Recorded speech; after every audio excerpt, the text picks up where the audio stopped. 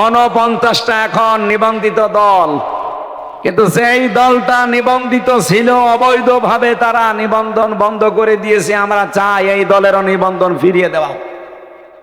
এক কথা বললেন না? অবৈধ সরকারের সব কিছুই ছিল অবৈধ। এই কথা বলেন না কেন?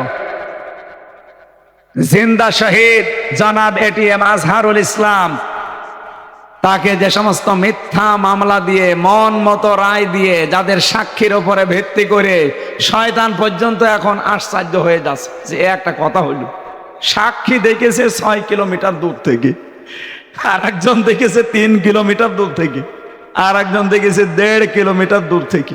ওদের কি চোখ না রাডার? কিভাবে দেখলো 6 কিলোমিটার দূর থেকে যে উনি ধর্ষণ করেছে, উনি বাড়ি ঘরে আগুন লাগিয়েছে? ওই কি ধোয়া দেখে মনে হয় আন্দাজে একটা ধারণা করেছিল।